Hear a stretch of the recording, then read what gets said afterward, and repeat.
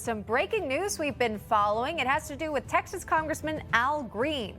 The House has now voted in favor of an official reprimand for his disruption of the president's joint address to Congress, and several Democrats voted with Republicans to censure him.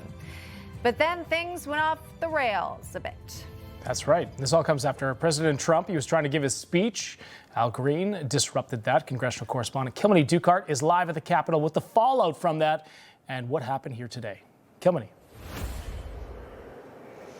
Yeah, John and Emma, just moments ago, the House voted to censure Texas Congressman Al Green after his outburst during President Trump's State of the Union.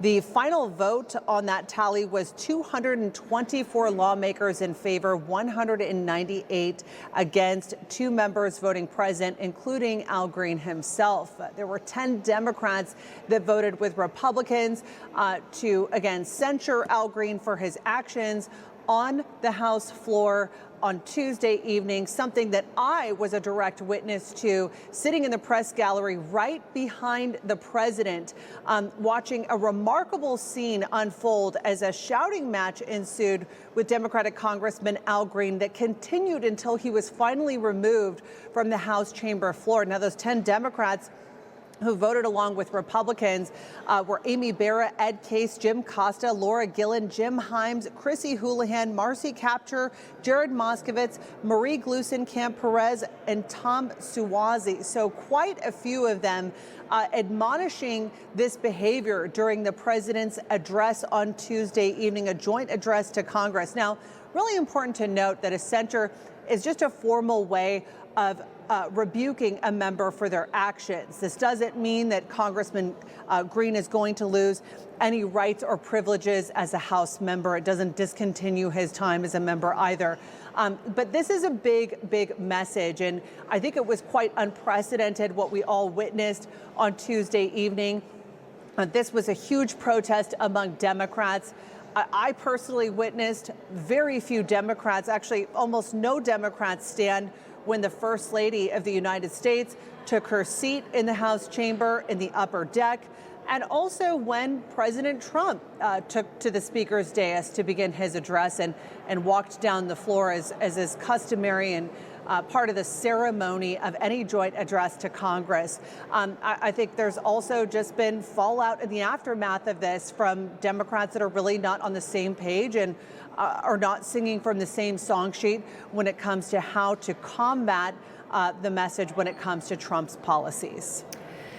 Yeah, you know, Kilmeny, it looked disorganized, kind of a sad attempt to protest in a way, but you know, you're holding up little paddles. It wasn't that effective, quite frankly. But because you mentioned 10 Democrats who actually voted in favor of holding some sort of public punishment of sorts for Congressman Green, what more do we know about these folks? Is there anything that sort of ties them together as to why they would vote with Republicans? You know, you look at some of these members, you take Congresswoman Marie Gluesenkamp Perez. This is somebody that's in a purple district. So I think very much, you know, these may be Democratic lawmakers that agree. And if the shoe was on the other foot, they would vote to censure a particular GOP member for the same behavior. But I think that you're also looking ahead to the midterms here with some of these lawmakers in key swing districts that are going to be making this decision based on perhaps what their constituents. So a lot of these lawmakers will have a lot of Republicans in their district, and they'll be certainly casting their vote in a way that is going to appease their district. Great clarification there. Kilmeny Duchardt, always an interesting day on the Hill. Thank you so much for that reporting. Information. Truth is freedom. Is Newsmax. It's real news for real people.